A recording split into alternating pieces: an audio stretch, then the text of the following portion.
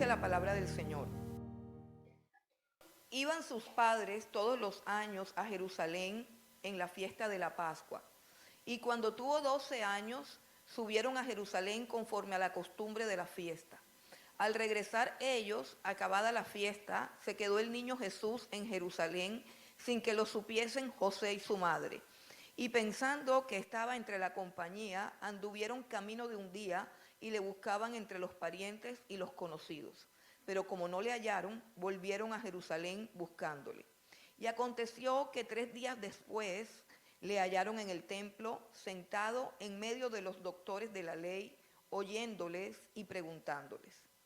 Y todos los que le oían se maravillaban de su inteligencia y de sus respuestas. Cuando le vieron, se sorprendieron y le dijo su madre: Hijo, ¿por qué nos has hecho así? He aquí tu padre y yo te hemos buscado con angustia. Entonces él le dijo: ¿por qué me buscabais? ¿No sabéis que en los negocios de mi padre me es necesario estar? Mas ellos no entendieron las palabras que les habló. Y descendió con ellos y volvió a Nazaret y estaba sujeto a ellos. Y su madre guardaba todas estas cosas en su corazón. Y Jesús crecía en sabiduría y en estatura y en gracia para con Dios y los hombres. Quiero que leamos todos al unísono el versículo 49. Dice: entonces él les dijo: ¿por qué me buscabais? ¿No sabéis que en los negocios de mi Padre me es necesario estar? Padre, gracias te damos, Dios del cielo, por poder reunirnos, Señor, con libertad delante de tu presencia. Gracias por la libertad que tenemos de abrir una Biblia y poder leer en ella. Gracias, Dios del cielo, por todos los privilegios, Señor, que tú nos has dado, Padre Santo, en esta tierra. Gracias, Dios, por lo bienaventurados que somos, porque tú nos has escogido, Señor, y tú nos has llamado. Gracias, Señor, por tu verdad y por tu palabra. Gracias, Señor, por la sangre que nos limpia de todo pecado y por el camino vivo y nuevo que tú abriste a través de tu carne, Señor. Gracias porque hoy podemos estar confiadamente delante de ti. Gracias a la justicia perfecta de tu Hijo Jesucristo, quien cargó con nuestra maldad y nos revistió de su perfección. Te damos gracias, Señor, y te bendecimos en esta hora. Señor, enséñanos, Padre Santo. Trae tu convicción a cada vida y seas tú, Señor, redarguyendo de pecado, Padre Santo, a todo aquel que hace lo malo, a todo aquel que no te ha conocido, a todo aquel, Padre Santo, que aún estando, Dios, en tus caminos, Padre Santo, no ha entendido el propósito para el cual tú los has llamado, Señor. Oh Dios, concédenos que hoy podamos oír tu voz con claridad, Señor. Que hoy podamos enderezar nuestra vida. Que hoy podamos ordenar nuestras prioridades. Que hoy podamos obedecer lo que tú tanto nos has ordenado, Señor. Concédenos, Dios, que tu palabra haya cabida en nuestros corazones, Padre Santo, y que nuestra vida sea transformada. Te damos gracias, Señor. Nos disponemos a escucharte, Dios del cielo. Te damos gracias por tu amor, tu bondad y tu misericordia. En el nombre de Cristo Jesús. Amén y amén. Es supremamente importante que una familia que tenga un negocio familiar pueda sostener ese negocio y aún que pueda desarrollarlo, preservarlo para todas las generaciones. No sé cuántas familias hay aquí que tienen un negocio. Hay una familia aquí que tiene un negocio familiar. Y saben, hay muchísimos negocios familiares. Algunos salen adelante porque pueden pasar ese legado a la generación y que la generación siguiente puede entender y puede captar y puede preservarlo y puede aún potenciarlo y desarrollarlo aún más. Y esa es la historia de muchos negocios grandes en Colombia que conocemos, que son negocios familiares. Por ejemplo, la firma Carvajal. Hay muchas firmas de negocios que comenzaron con un negocio familiar y hoy son grandes y poderosas empresas. Personalmente mi primer trabajo a los 19 años, yo trabajé en un almacén que era muy famoso aquí en Barranquilla, de pronto las generaciones nuevas no lo conocen, pero se llamaba Almacenes Comisariato Vivero. Y tenía un eslogan que decía, más barato nadie puede. Ese fue mi primer trabajo y fue una experiencia increíblemente edificante, de muchísimo crecimiento y de muchísimo aprendizaje. Una experiencia de la cual estoy supremamente agradecida con Dios. El fundador de ese almacén fue un hombre apellido Azud. Yo no llegué a conocer al primer fundador, llegué a conocer al segundo, don Alberto Azud, que murió en abril del año pasado, en el 2022.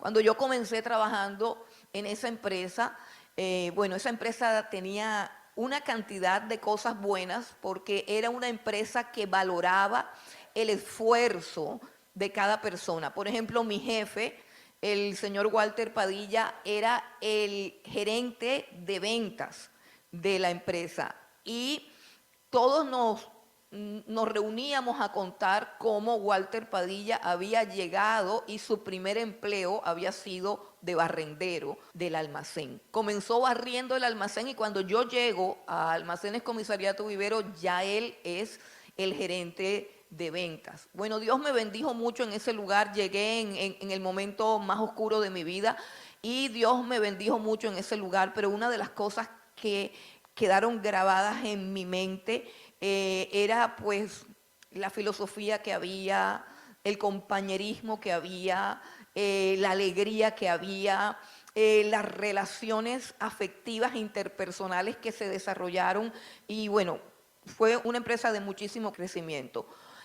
El presidente de la compañía, que es el don Alberto Azud, del cual le hablaba, era un hombre increíblemente especial, un hombre supremamente sencillo, supremamente humilde, un hombre hermosísimo tanto por fuera como por dentro, un hombre alto, canoso, de ojos azules, de una familia 100% judía, con un corazón increíble. Le hicieron una entrevista un día en el Heraldo y yo plasmé un poco de lo que este hombre decía aquí, de las palabras de don Alberto Azud. Dijo lo siguiente, siendo él judío, de religión judía ortodoxa. Allí en el Almacén Comisariato Vivero llegaban mucho los rabinos, pero rabinos de verdad, no los cristianos que se las tiran de rabinos, sino los rabinos de verdad, con su kipá, con sus trencitas y todo.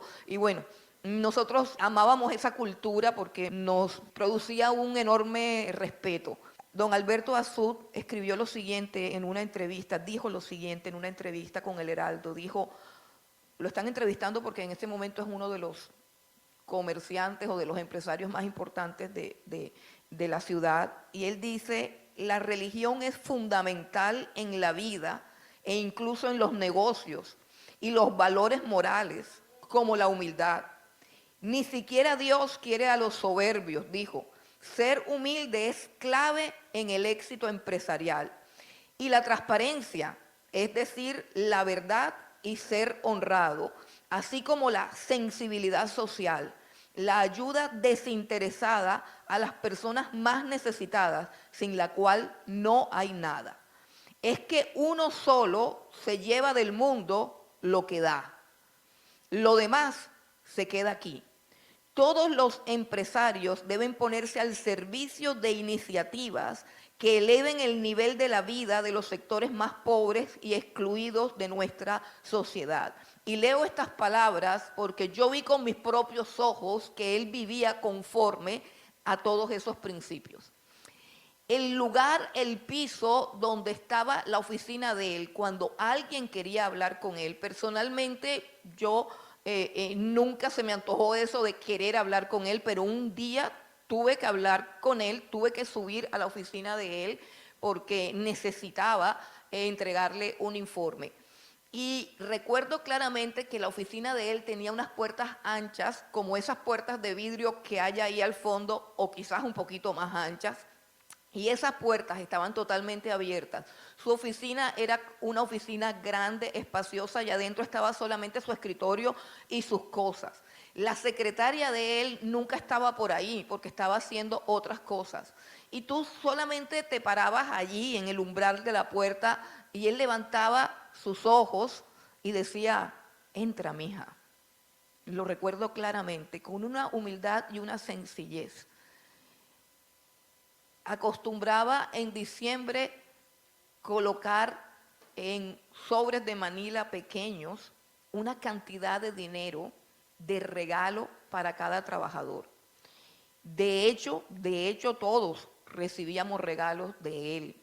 Era impresionantemente generoso, impresionantemente humilde, a pesar de ser judío, y los que lo recuerdan aquí, él hacía un pesebre, porque respetaba la religión del lugar a donde él vivía. Y él hacía un pesebre que era una tradición increíble porque prácticamente que el plan de diciembre era ir a conocer el pesebre del vivero.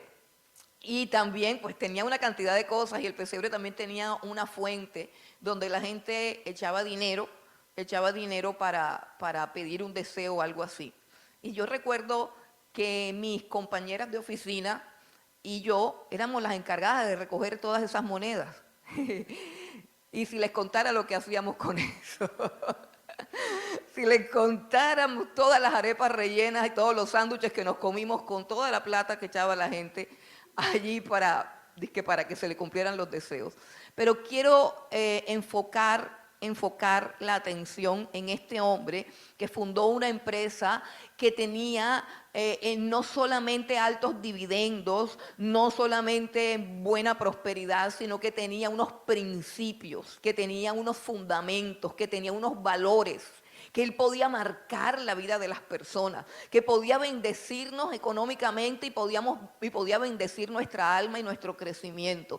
Era un hombre espectacular. Sin embargo, a la tercera generación de esa empresa, a don Samuel Azud, lo mandaron a estudiar al extranjero.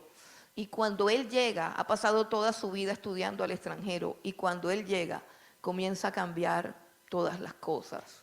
Y así poco a poco la empresa desapareció. ¿Por qué? Porque hubo una generación que no amó, que no entendió, que no valoró, que no aprehendió, no de aprender, sino de aprehender, de adueñarse de ese legado, y se perdió. Por eso quiero que volvamos sobre las palabras de Jesús que dice, en los negocios de mi Padre me es necesario estar. Y que la palabra negocio ha sido torcida, aunque la palabra negocio tiene un significado claro al cual se refirió Jesús. En algunas Biblias ha sido traducido como negocio, en otras ha sido traducido como sus asuntos, pero básicamente se refiere a lo mismo. ¿Qué es un negocio? ¿Qué es un negocio? Si definimos negocio, un negocio es cualquier ocupación, actividad o trabajo que se realiza con el fin de obtener un beneficio. Voy a repetir.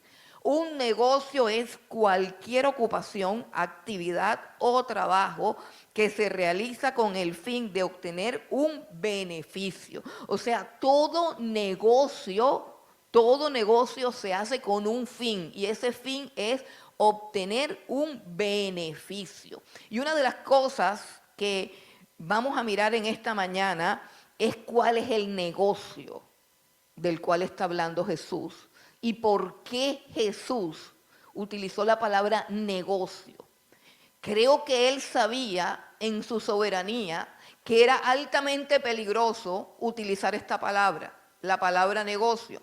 ¿Por qué? Porque como es evidente para nuestros días, hay una cantidad de predicadores que han convertido el evangelio y las iglesias en mercadería y en un negocio, pero un negocio para enriquecerse ellos y totalmente contrario al propósito. Un negocio que no entrega, que no da, que no comercia el bien que Dios ha colocado en ese negocio. Y yo quiero que miremos las palabras de Jesús, porque las palabras de Jesús dice, en los negocios de mi Padre me es necesario estar. Es decir, yo tengo que estar ocupado en los negocios de Dios. Yo tengo que estar ocupado en los negocios. ¿Pero por qué en esos negocios? Porque son los negocios de mi Padre. Porque son los negocios de mi Padre. Y esa frase implica algo elemental, que es que si tu padre tiene un negocio, tú eres el heredero del negocio. Si tu padre tiene un negocio, ese negocio es tuyo. Así que la palabra los negocios de mi padre implica que él tiene un sentido de pertenencia legal sobre ese asunto. Y por ende, cualquiera de nosotros que cree que Dios es su Padre, tiene que sentir el mismo sentido de pertenencia con respecto al negocio de Dios. ¿Por qué? Porque es el negocio de mi Padre. Así que legalmente y por herencia, este negocio me pertenece a mí. O sea, ya estoy involucrado. Estoy involucrado. No puedo decir que esto es para acá, que esto es para allá, que aquellos sí, que aquellos no.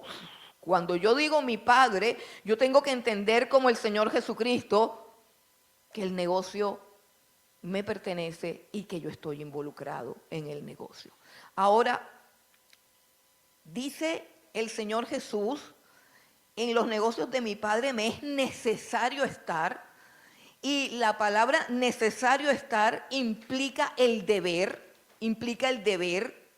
Significa que es un deber estar involucrados en el negocio de nuestro Padre, es un deber, pero implica también una relación, no solo de deber, no solo de responsabilidad, sino que Él lo está diciendo como con orgullo. En los negocios de mi Padre significa que hay una relación también afectiva. Así que no es un negocio en el cual yo solamente esté obligado a trabajar, sino que es un negocio en el cual me place y me deleita trabajar. Un negocio por el cual siento afecto. Un negocio por el cual siento amor. Un negocio que al trabajarlo me produce alegría, me produce gozo.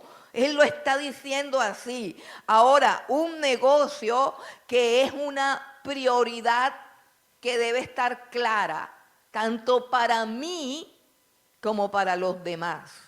El Señor Jesús le contesta a su mamá y a su padre José, le contesta, ¿por qué me buscaban? ¿Acaso no lo saben? O sea, Jesús les está diciendo, pero ¿para qué se gastaron todo ese tiempo buscándome? Si hay algo que ustedes deben saber bien, y hay algo que sabía perfectamente bien María y José. Lo que sabían perfectamente bien, y más que cualquiera de nosotros aquí, era que Jesús tenía otro padre. María sabía perfectamente que ella había concebido a Jesús sin la intervención de ningún hombre. Y José sabía perfectamente que él tampoco había tenido que ver con nada. Luego, una cosa estaba clara en el conocimiento y en la mente de María y de José, y es que Jesús tenía otro padre, que era antes que ellos. Cuando yo tengo una relación de esa magnitud, escuche, ¿quién puede estar por encima en autoridad cuando yo hablo de mi Padre? Es que esa es una palabra grande. Esa es una palabra que opaca todo lo demás. Cuando se dice mi Padre, todo lo que yo quiera anteponer es chiquito, es insignificante, es profano, es necedad. Y yo quiero preguntarte si tú tienes ese sentir, si tú entiendes esa magnitud, porque el que es hijo está orgulloso de su padre y entiende y percibe con claridad sus prioridades, porque sus prioridades están definidas con base en la figura más importante que puede tener una persona, que es su padre, pero en este caso, nuestro Padre Celestial. La iglesia es un negocio familiar. La iglesia es un negocio familiar. ¿Por qué? Porque la iglesia es de un padre y de unos hijos. La iglesia es un negocio familiar. Aquí en la iglesia tenemos un padre. Y aquí en la iglesia nosotros somos hijos. Y aquí en la iglesia nosotros somos hermanos. Y una de las cosas que Dios, oiga, Dios, no, yo no tengo nada que ver con esto. Pero una de las cosas que Dios está removiendo desde hace 3 o 4 domingos en esta iglesia es que hay personas aquí que no han entendido que pertenecen a una familia que es la familia de Dios, donde el Padre es el creador del universo, donde el hermano mayor es el redentor y donde los que estamos aquí somos hermanos y que hay unos vínculos por allá con la familia biológica que son inferiores y que no pueden controlar tus decisiones. Porque hace poquito, por si lo hemos olvidado, el Señor Jesús dijo: cualquiera que no aborrece ni al padre, ni a la madre, ni a sus hijos, ni a su propia vida, no puede ser mi discípulo. Entonces, yo creo, con base en lo que está pasando, tan segura como de que María sabía que José no era el papá de Jesús, yo creo que aquí está pasando algo en esa área y que hay gente que se está resistiendo a soltar los vínculos con la familia biológica y a abrazar el verdadero vínculo eterno y glorioso de la familia de Dios. Y nosotros no podemos despreciar ni anteponer una relación que es transitoria, momentánea y carnal a una que es eterna y espiritual. Y eso es lo que Jesús está diciendo. La iglesia es un negocio familiar, pero al mismo tiempo es un negocio internacional, porque somos una familia que se forma a partir de diferentes personas, de diferentes tribus, de diferentes idiomas, de diferentes lenguas. Y sabe, cuando uno da una ojeada a iglesias de otros países, de otras culturas, sobre todo cuando uno da una ojeada a lo que Dios está haciendo en medio de países que no aceptan bien el evangelio y cómo se forman esas comunidades llenas de amor, llenas de gracia, llenas de sabiduría, llenas de pasión por las escrituras. Cuando uno logra conectar con hermanos de otras culturas, de otras fronteras, de otras lenguas, y uno empieza a sentir o a percibir que ellos sienten y piensan igual que nosotros. Hermano, el gozo es tremendo. Saber que por allá lejos, en la China, en la India, en Afganistán, hay gente que ama al mismo Jesús, hay gente que canta las mismas cosas, hay gente que adora por los mismos motivos, hay gente que ora por las mismas cosas. Eso es tremendo, hermano. Somos una gran familia y este es un negocio familiar. Ahora, ¿en qué consiste el negocio? Todo negocio se encarga de la distribución de un bien o servicio en particular. El negocio de nuestro Padre Celestial es la salvación de las almas. Ese es el negocio de Dios. El negocio de Dios es salvar almas. Ese es el negocio de Dios. El gran bien que Dios ofrece es perdón de pecados, libertad de la esclavitud, vida eterna, el privilegio de conocer a Dios, el privilegio de adorarlo y el privilegio de servirle. Eso es lo que Dios ofrece. Repito, perdón de pecados, libertad de la esclavitud, vida eterna y el privilegio de conocerlo, el privilegio de adorarlo, el privilegio de amarlo.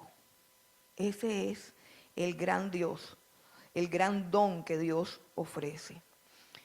La materia prima de nuestro negocio es la palabra de Dios. Esa es la materia prima de nuestro negocio, la palabra de Dios. Por eso es que encontraron a Jesús sentado ¿dónde? Del lugar donde sale la palabra de Dios, del lugar donde está la palabra de Dios. Dice que estaba sentado escuchando a los maestros de la ley, sentado. Y dice que le hacían preguntas, pero es interesante saber que él también daba las respuestas. Si usted lo lee con calma por allá en su casa, dice que Jesús hacía preguntas, pero también dice que él daba la respuesta. Estaba sentado allí deleitándose en la palabra de Dios a los 12 años. Y voy a hacer un paréntesis aquí que no puedo dejar de hacer. Las costumbres judías arrojan mucha luz acerca de lo que Dios quiere para una familia y para un hogar.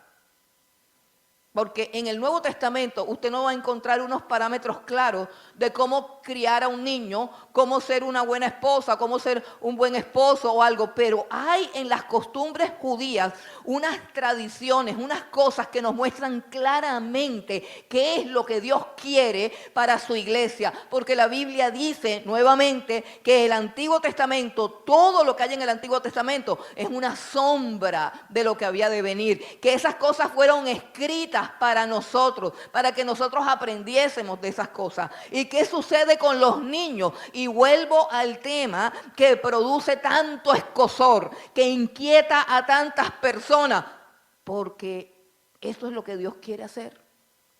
Por allá hay un versículo en Eclesiastés que dice que las palabras de los sabios, de los maestros, son como unos clavos enterrados. Entonces yo a eso me dedico, a enterrar clavos.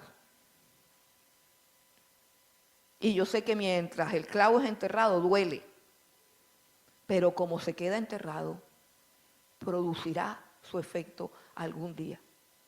Y aquí la Biblia dice que el padre y la madre del niño estaban encargados de preparar al niño para que a los 12 años llegara al templo. Es la primera visita del niño Jesús al templo, que ya no es tan niño. Es la primera visita y él sabe cómo se tiene que comportar. Él conoce a lo que va, sabe y entiende cuál debe ser la reverencia y cuál debe ser el comportamiento. Porque hasta los 12 años los padres judíos estaban encargados de sembrar en el niño el conocimiento de Dios, el respeto por su palabra y la reverencia a su presencia. Eso no es tarea de la escuela dominical. Aquí tenemos escuela dominical, les digo sinceramente ¿por qué? Porque a veces hay que seguir algunos patrones, pero eso no es lo correcto. Lo correcto es que los padres críen a sus hijos y les enseñen a sus hijos a temer a Dios y a respetar la iglesia. Si no son los padres, no es nadie más, hermano. No es nadie más. El concepto de la escuela dominical no es bíblico. Escuche, no es bíblico. Y lo reto ahora a ustedes que han pasado tantos años estudiando la Biblia y me den un versículo en la Biblia que hable de la escuela dominical. Denme un versículo ahora y yo me bajo, renuncio al pastorado y me voy para la casa. A ver, ¿dónde está el versículo que dice que cuando los padres llegaban al templo los niños se iban para la escuela dominical para que no molestaran en el culto? Eso no existe. Ni siquiera existe el culto de jóvenes. Ni siquiera. Modernismo. Modernismo. Pero si uno se despoja de esas cosas, dicen que uno es un legalista, que uno es un... Sí, ok, no nos despojemos de eso. Pero que quede claro que no son los maestros de la escuela dominical, los que tienen que enseñarle a los niños las cosas de Dios. Son ustedes los padres. Son ustedes los padres. Y en la calidad del hijo y en el comportamiento del hijo es que se sabe quiénes son los padres. Su honra y su papel como madre está siendo expuesto aquí. A usted le debe dar miedo eso. Cuando usted dice me voy para la piedra angular, piénselo 2 veces, porque la palabra de Dios es dura. No soy yo. Es tan fácil decir, es que la pastora no tiene amor. Eso es tan fácil, eso es tan fácil. Pero es que el problema es que eso está escrito aquí y a mí me mandaron a enseñar lo que está escrito aquí. Ese es el problema que yo tengo, que no tengo de dónde sacar artículos para la familia, sino mandamientos, mandamientos, mandamientos. Por eso le digo, la educación de sus hijos está a cargo suyo. El concepto que sus hijos tengan de Dios, su reverencia, su comportamiento, es lo que usted hace allá en su casa. Lo que usted es, marca a los niños. Y contra eso no hay ningún maestro de escuela dominical que pueda arreglar eso. No lo hay. Ningún maestro de escuela dominical puede arreglar a un niño que sus padres lo han dejado crecer ahí silvestre, solamente preocupándose porque se coma y se vista bien. No. Los niños cuando llegaban al templo ya sabían a qué iban, por qué iban, qué significado tenían y a quién iban a adorar. Todo eso lo sabían los niños porque era responsabilidad de los padres.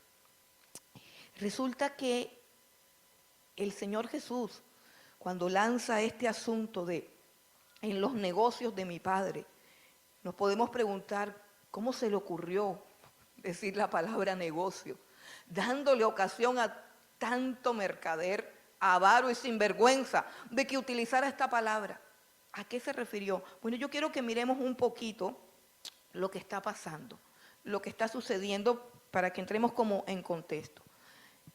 Aparentemente, desde el punto de vista de la mamá, el niño se perdió, ¿cierto? Usted sabe como cuando ¿a quién se le ha perdido un niño en un centro comercial? Y uno dice que hay un niño perdido, pero lo correcto es decir, hay una madre que está perdida. Una madre se perdió, soltó el niño y se embobó. Eso fue lo que pasó. Una madre está perdida porque no es el niño, no se perdió. Se perdió la mamá que lo soltó. Se perdió la mamá que se distrajo. Se perdió la mamá que le dijo al papá, lo cuidas tú. Y eso fue lo que pasó con María y José. La Biblia enseña, o más bien el contexto histórico, a través del contexto histórico, podemos averiguar un poco más qué fue lo que sucedió. Y es que resulta que, como dice aquí, iban sus padres todos los años a Jerusalén. Todas las tribus de Israel tenían un compromiso anual, que era ir a celebrar la Pascua en el templo oficial de toda la tierra de Israel que quedaba en Jerusalén.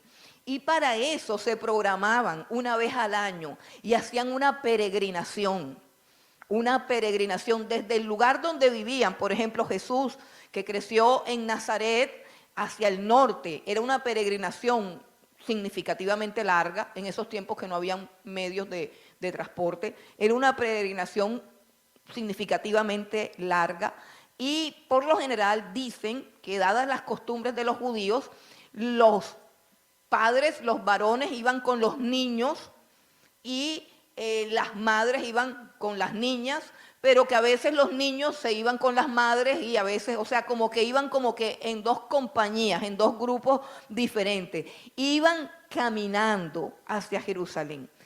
Hermano, pero a mí esa costumbre me llama mucho la atención porque es una costumbre que dice mucho acerca de la adoración. Y esas peregrinaciones hacia Jerusalén eran unas peregrinaciones que se hacían con alegría, que se hacían con gozo, que se hacían con la expectativa de poder llegar a la presencia de Dios. Y durante todo el trayecto ellos iban cantando y alabando a Dios. Hay unos salmos en la Biblia que se cree que eran los salmos que estaban destinados para hacer esas peregrinaciones, o sea, dependiendo de cuántos días se ocupaba una familia o varias familias caminando desde el lugar donde vivían hasta el lugar de la adoración, ellos iban cantando y alabando a Dios. Y hay un conjunto de salmos, uno de esos salmos, el Salmo 133, ven conmigo al Salmo 133.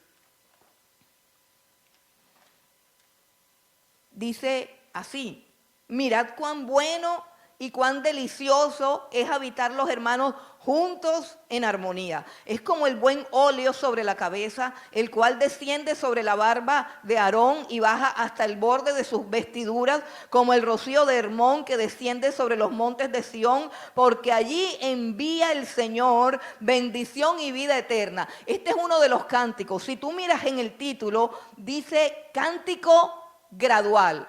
Y comienzan en el Salmo 120, si tú retrocedes desde el Salmo 120 hasta el Salmo 134, el título dice cántico gradual.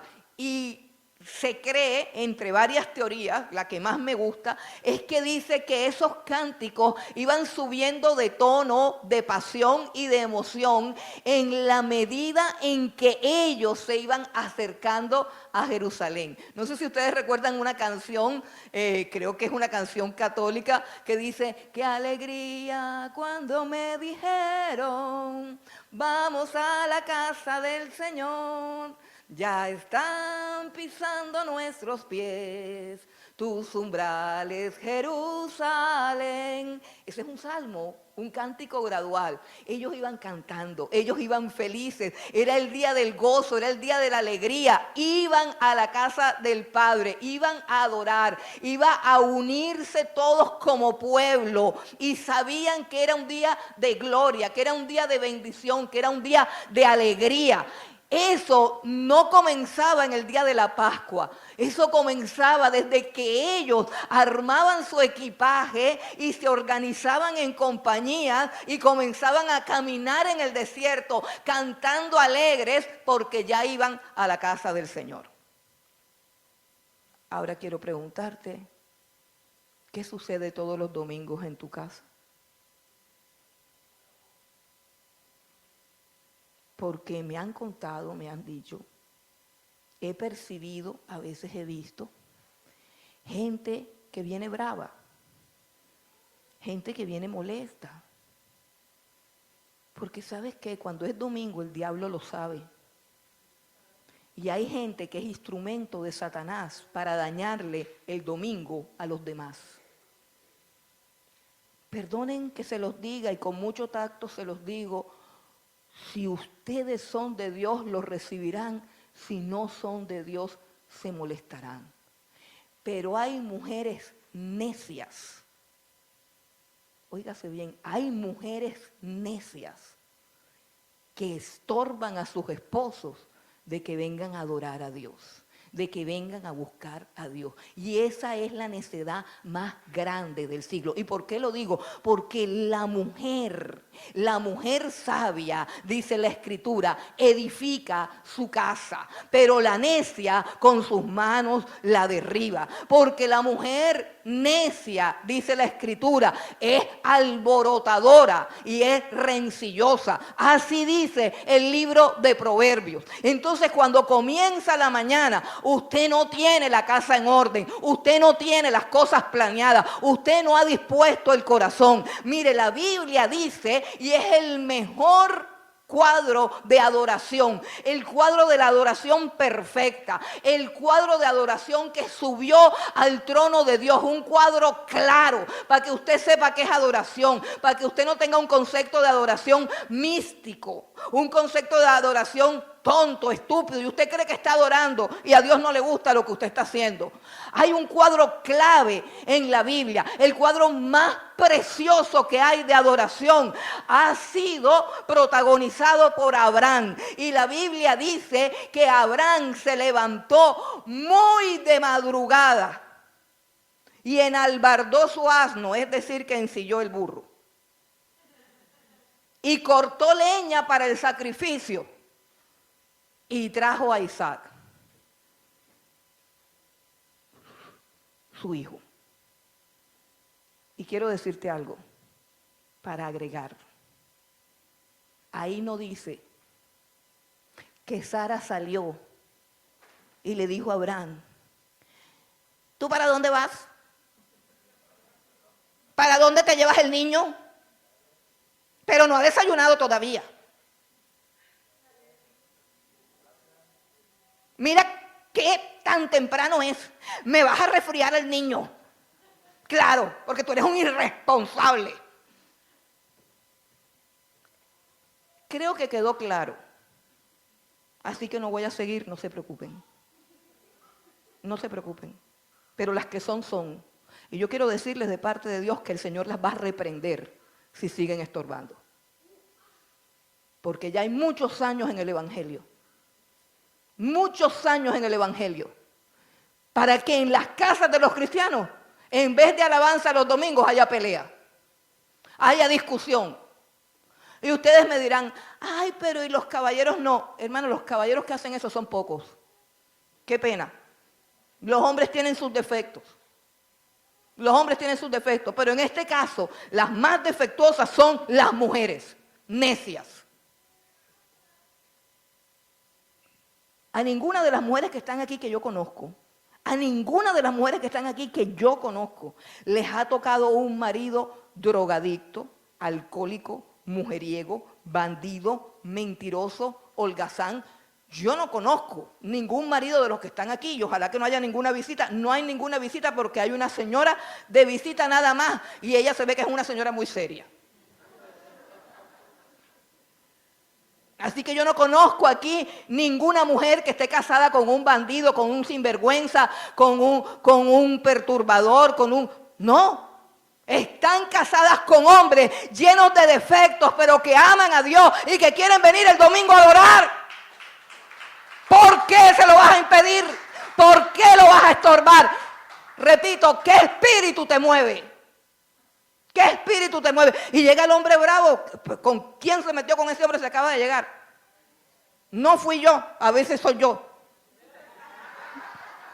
Pero no fui yo porque él llega bravo. Fue usted. Instrumento del diablo. Porque al diablo es al que le fastidia la adoración. Al diablo no le gusta que un hombre adore.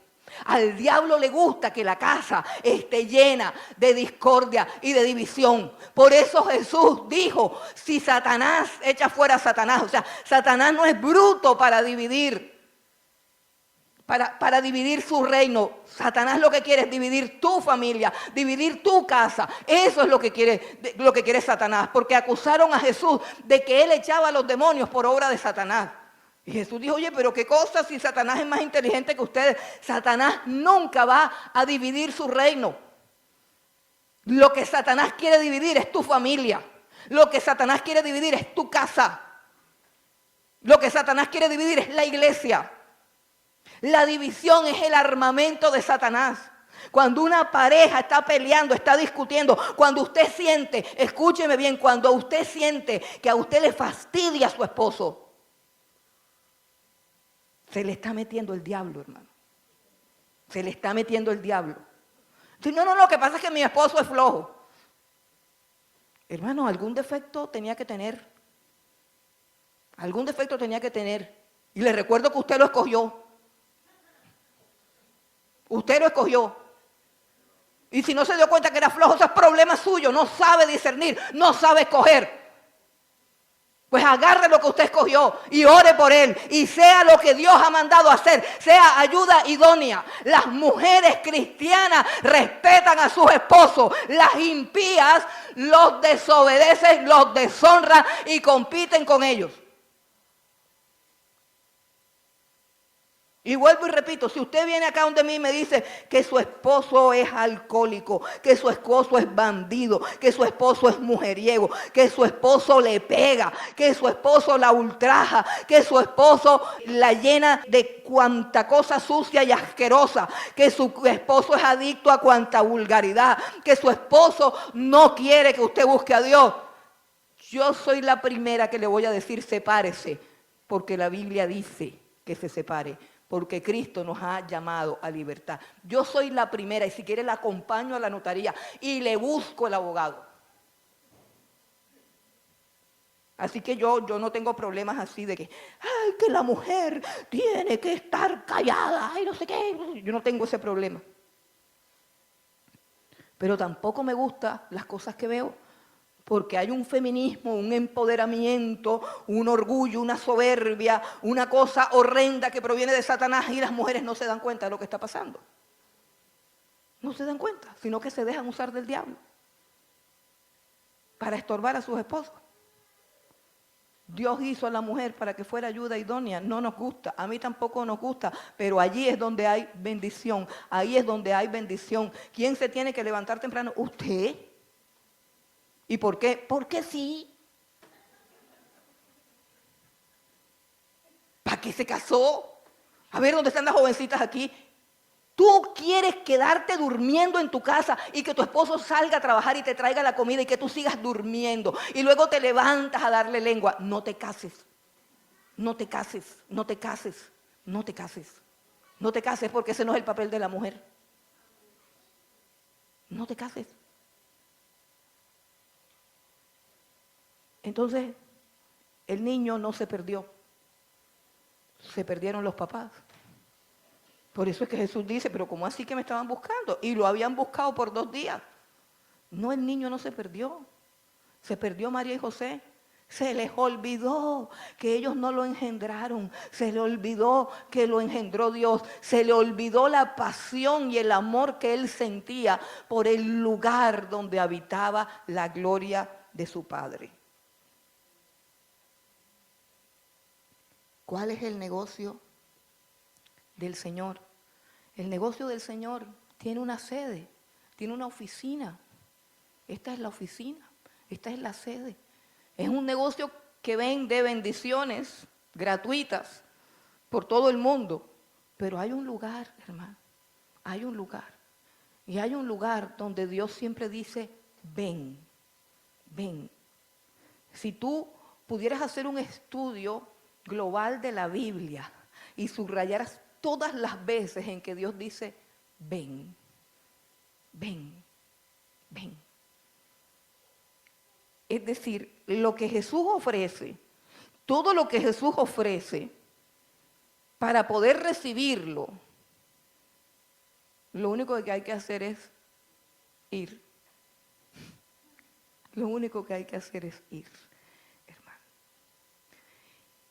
Jesús desde pequeño tuvo celo por la iglesia, tuvo celo por el templo, tuvo celo por las congregaciones, porque es el lugar donde se imparte la enseñanza, es el lugar donde se congrega el pueblo como familia para buscar a Dios, es el lugar donde Dios se manifiesta de una manera particular.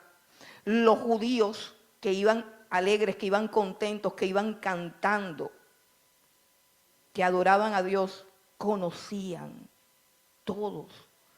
todas las bendiciones. Y vuelvo y te repito, si hay alguien en tu familia, escúchame bien, si hay alguien en tu entorno que no entiende lo que estamos diciendo, que se le da por ir a visitarte a esa hora, que se le da por timbrar el teléfono a esa hora, usted sabe por qué, mi teléfono está abierto, Dios guárdame, pero ese teléfono nunca suena hasta ahora. ¿Sabe por qué no suena? Porque todos los que me conocen saben que no voy a contestar. Por eso es que no suena. Sonó en algún tiempo.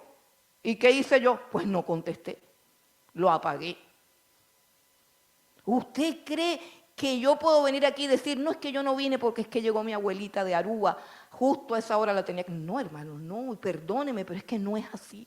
No es así. Dígale a su abuela que llegue a otra hora. Y si va a llegar exactamente a la hora que usted tiene una cita con su padre, dígale que entre y que espere. De esa manera su abuela va a ser evangelizada. ¿Sí entiende? Porque su abuela, de la misma manera que María y José van a entrar, es que hay una persona que es más importante que yo. Sí, se llama Jesucristo, el Señor, Rey de Reyes y Señor de Señores. Por eso, hermanos, si hay alguna persona que no te entiende, que repito, que siempre tiene planes a la hora del culto o media hora antes, y te hace coger rabia, te amarga la vida, como decimos por ahí, te daña el paseo, y vas a llegar tarde, y yo te voy a mirar feo, y los ujieres te van a mirar feo, porque todo eso va a pasar si llegas tarde. Por eso es que yo me siento mirando para acá, para no mirar a nadie. Bueno, aunque te vayan a mirar feo, aunque vengas aburrido, aunque vengas amargado, ven. Escucha, ven. Es que yo no llegué porque ya eran las 11. Ven. No eran las 11 menos cuarto, eran las 12 menos cuarto. Ven. No es que ya estaban en la oración de despedida. Ven. Y entra. Callado, pero entra. Porque mira lo que dice el Salmo 84. Y ojalá Dios plasme en los corazones de cada uno de nosotros ese amor por congregarnos. Dice, cuán amables son tus moradas, oh Jehová de los ejércitos. Anhela mi alma y aún ardientemente desea los atrios de Jehová. Mi corazón y mi carne cantan al Dios vivo. O sea, hay que cantar con el corazón y cantar con la boca. Aún el gorrión haya casa. O sea, aún el gorrión, hermano. Aún el gorrión haya casa y la golondrina nido para sí, donde poner sus polluelos, cerca de tus altares, oh Jehová de los ejércitos, Rey mío y Dios mío. Bienaventurados los que habitan en tu casa, perpetuamente te alabarán. Para que usted alabe a Dios eternamente y para siempre, tiene que aprender a alabarlo aquí media hora. Perpetuamente te alabarán. Pero ahora mire lo que dice. Mira lo que dice cuando tú llegas, cuando tú atraviesas el umbral de tu vida caótica, conflictiva, atormentada y atravesada. Cuando tú atraviesas el umbral de tu angustia, de tu desesperación, de tu frustración, dice el versículo 6, atravesando el valle de lágrimas de tu vida, cuando llegas a la congregación de los justos, se te cambia en fuente. Cuando la lluvia llena los estanques y vienes derrotado, pero dice, irán de poder en poder, verán a Dios en Sión. Así que como sea que vayas a venir, ven. Como sea que vayas a venir, ven. ¿Por qué? Porque es Dios el que te invita, no yo. Es el Dios el que te invita. Acuérdate que son los negocios de tu Padre. Los negocios de tu Padre. Y quiero mostrarte varios textos acerca de todo lo que Dios ofrece en una congregación. Vamos a Isaías, vamos un momentico a Isaías, capítulo 55.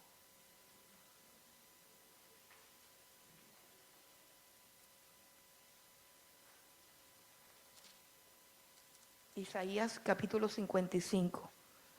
Miren la oferta del negocio. Dice, a todos los sedientos, venid a las aguas. Y a los que no tienen dinero, venid, comprad y comed. Venid, comprad sin dinero y sin precio, vino y leche. ¿Por qué gastáis el dinero en lo que no es pan y vuestro trabajo en lo que no sacia? Oídme atentamente y comed del bien, y se deleitará vuestra alma con grosura. Inclinad vuestro oído y venid a mí. Oíd y vivirá vuestra alma, y haré con vosotros pacto eterno, las misericordias firmes a David. Y la palabra clave es venir, venir. Venir, comprar sin dinero, vino y leche. El vino representa el gozo, la alegría. La leche representa el crecimiento, la vida, la salud.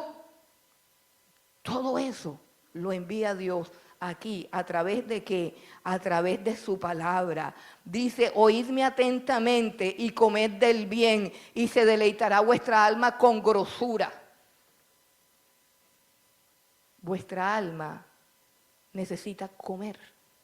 Y el alimento del alma es la palabra de Dios. En estos días escuchaba a Agustín Laje, que es un politólogo, que él nunca ha dicho que es cristiano, pero no necesita decirlo, porque cuando habla te das cuenta de qué es lo que él cree, qué es lo que él defiende con pasión.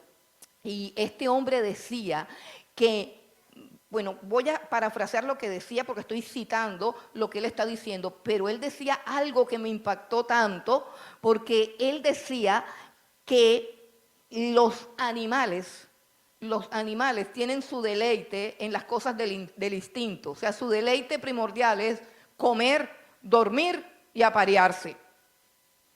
Y él dice, pero nosotros somos imagen de Dios. Y Dios, decía él, es omnisciente. O sea que todo lo sabe, que tiene todo el conocimiento. Omnisciente, todo el conocimiento. Y está diciendo este hombre con una claridad que me impactó, que si somos imagen de Dios, y si somos creados por Dios, y ahora yo añado, y si somos hijos de Dios, nuestro mayor deleite no debe ser la comida, ni el sueño, ni el sexo, ni la televisión, sino el conocimiento de Dios. Y en esto consiste la vida del hombre, decía Jesús, en conocerte, en conocer a Dios y a Jesucristo, a quien Él ha enviado. El conocimiento debe ser un deleite. El hombre que prospera medita en esta palabra día y noche, y en ella está su deleite.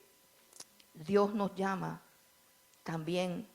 En Juan capítulo 7, versículo 37, dice, si alguno tiene sed, venga a mí y beba. El que cree en mí, como dice la Escritura, de su interior correrán ríos de agua viva. Si tienes sed, es decir, vacíos en el alma, frustraciones, complejos, ataduras, temores, vacío existencial, no tiene significado tu vida, ya has considerado la posibilidad del suicidio, no te dan ganas de levantarte porque no tienes aliciente, porque no tienes nada, te sientes seco, te sientes frustrado, te sientes fracasado. Él dice, si alguno tiene sed, venga a mí y beba. Si alguno tiene sed, venga a mí y beba.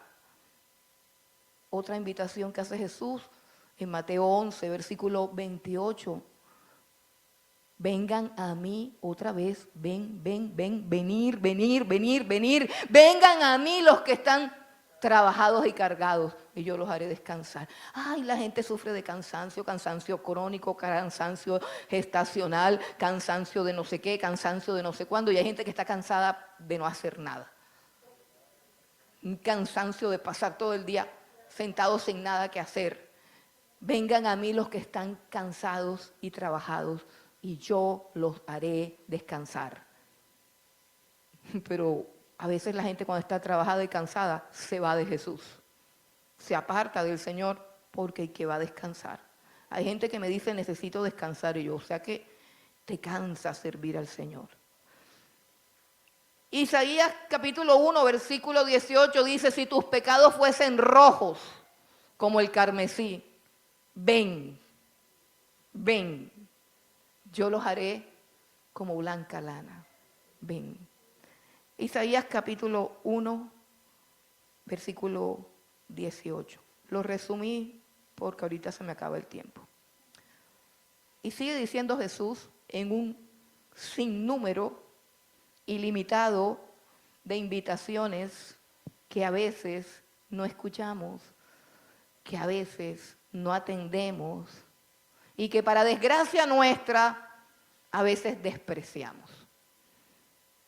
Vengan los que tienen corazón de piedra, porque yo les daré un corazón de carne. Vengan los que tienen quebrantado el corazón, porque yo estoy ungido para vendarlos. Vengan los que ya no tienen fuerzas, porque yo puedo hacer que levanten alas como las águilas. Vengan los que no tienen familia, porque Dios es padre de huérfanos y defensor de las viudas. Vengan mientras está cercano. Vengan todos a Dios. Es todo lo que Él pide. Que vengas y que oigas. No te pide más nada. Y a cambio de eso, Él te da todo su bien, toda su gracia, todo su favor, todo su perdón, a cambio de que vengas y oigas. Isaías lo dice de una manera tan sencilla. Miren a mí y sean salvos todos los términos de la tierra. Miren a mí, venid y ved, venid y ved, venid y oír. Es gratis la salvación, es gratis el perdón.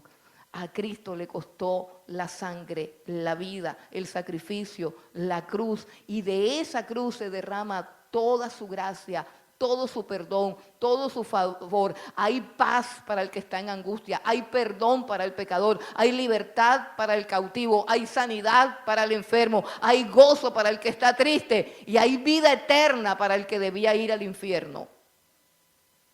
¿Todo por qué? Por lo que hizo Jesús en la cruz. Este es el negocio de tu Padre. Te hago la pregunta, ¿no quieres trabajar en el negocio de tu Padre? ¿No te parece que es el mejor negocio que puede haber sobre la tierra? ¿Sabe por qué muchos de ustedes andan trabajados y cargados? Porque no trabajan para el Señor. ¿Saben por qué hay tanta escasez? Porque trabajas para el hombre. Porque Dios es el mejor patrón. El Padre es el mejor patrón. Este es el negocio de Dios. Este es el negocio de tu Padre.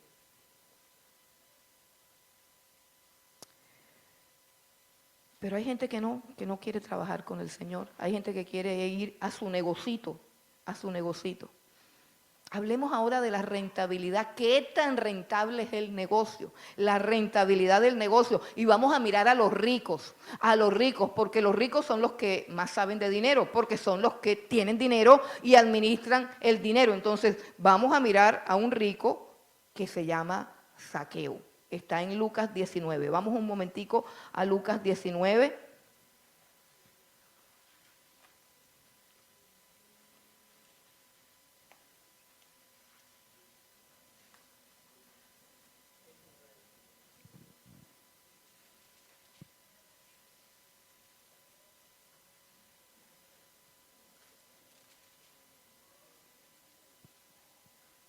Lucas 19 y leemos del 1 al 10.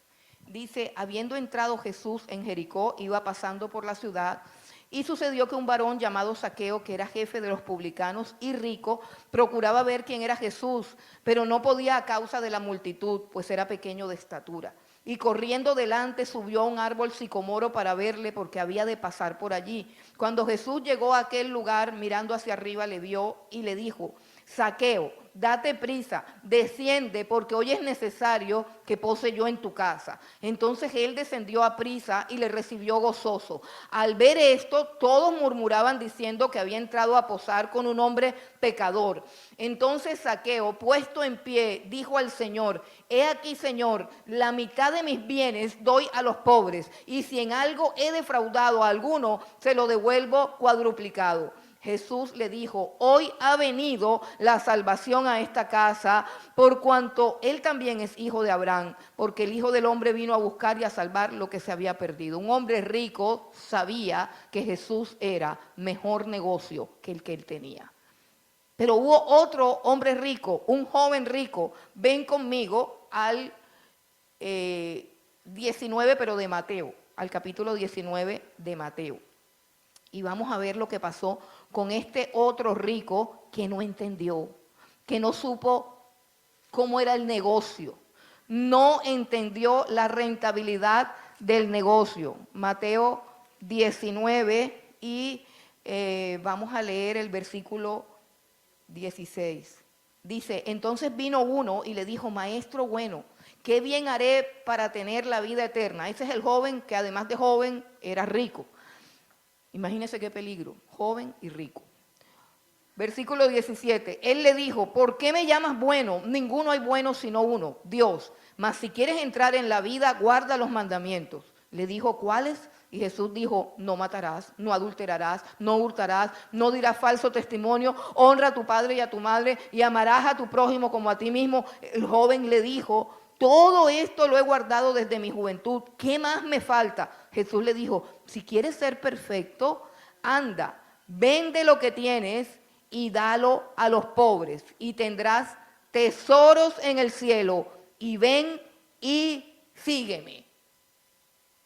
Al joven le pareció que eso no era muy buen negocio. Versículo 22. Oyendo el joven esta palabra, ¿se fue cómo? ¿Se fue contento? Se fue triste. ¿Sabe por qué?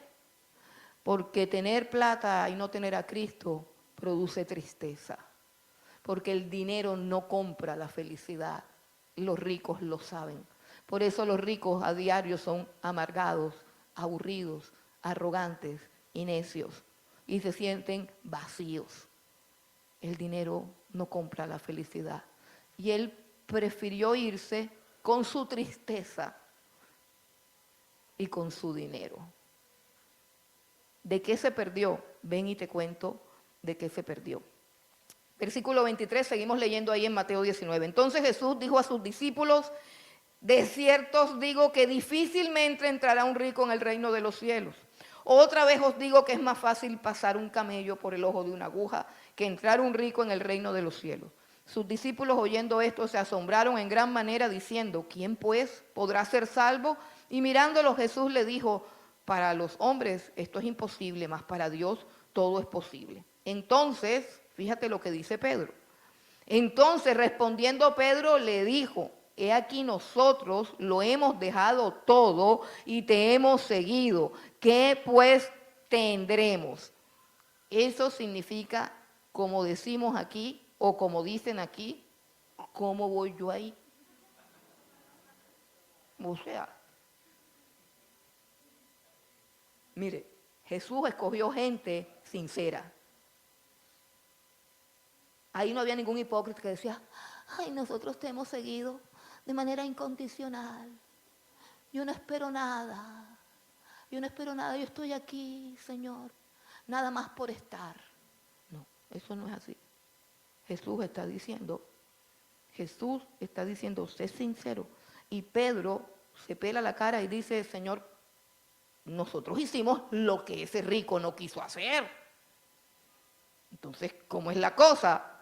Y Jesús dijo, ay, no sean tan interesados, no sean tan avaros, no sean tan condicionales. Jesús le dijo, no, sí, no hay problema. Jesús le dijo, de cierto os digo, que esa es una fórmula donde Jesús dice, esta es una gran verdad inamovible. De cierto os digo que en la regeneración, cuando el Hijo del Hombre se siente en el trono de su gloria, vosotros que me habéis seguido, también os sentaréis sobre 12 tronos para juzgar a las 12 tribus de Israel. Y cualquiera, esos son los 12 tronos. Pero ahora habla a los que estamos aquí, a los que hemos decidido servir al Señor. Y cualquiera que haya dejado casas, o hermanos, o hermanas, o padre, o madre, o mujer, o hijo, o tierras, por mi nombre, recibirá, ¿cuánto? 100 veces más.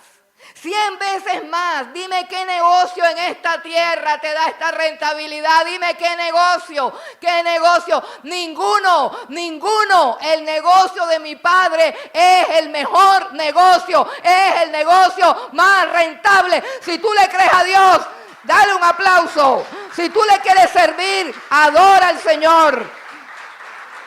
Aleluya. 100 veces más. Ven conmigo a Hebreos 11 y vamos a leer del versículo 24 en adelante.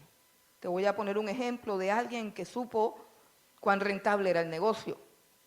Hebreos 11:24, por la fe Moisés, hecho ya grande, rehusó llamarse hijo de la hija del faraón, escogiendo antes, miren qué negocio, escogiendo antes ser maltratado con el pueblo de Dios que gozar de los deleites temporales del pecado, teniendo por mayores riquezas el vituperio de Cristo que los tesoros de los egipcios. Te lo pongo en otros términos.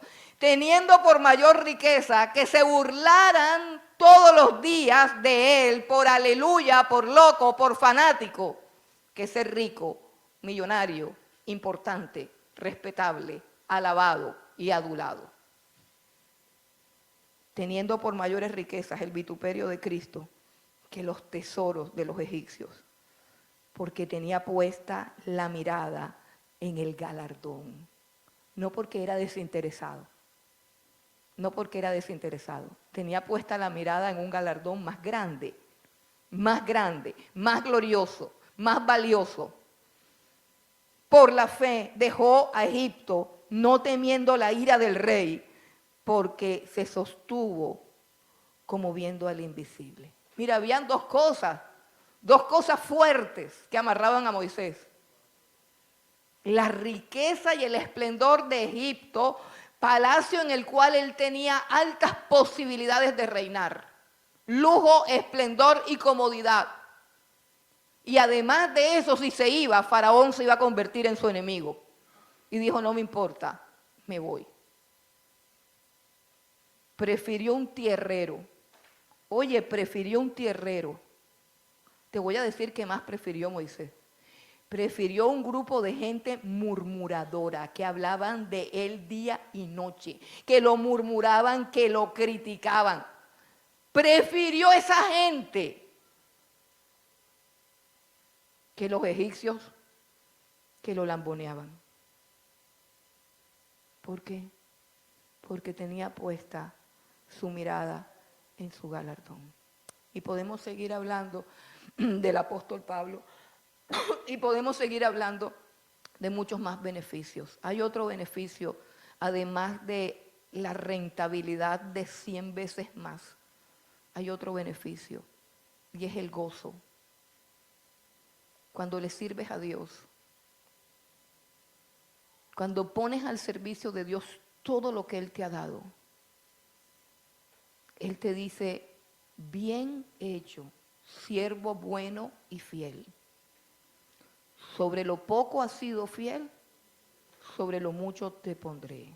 En el negocio de Dios hay ascensos justos, proporcionales a tu trabajo. Pero hay otro bien adicional. Y dice el Señor, como si fuera poco el ascenso, dice, entra en el gozo de tu Señor. No hay trabajo que produzca más gozo que el que hacemos para Dios. No hay trabajo que produzca más alegría que servir a Dios. Y servir a Dios es servir a su iglesia. Servir a Dios es servir a los santos. Servir a Dios es servir a los que murmuran, a los pecadores, a los que hablan mal de ti. A esos hay que servirles con gozo y con alegría, porque cuando tú aprendas a amar a la iglesia, entonces tu corazón aprenderá a ser feliz, aprenderá a ser libre, tendrás gozo, tendrás alegría, tendrás paz. Y por último, la oferta del Señor.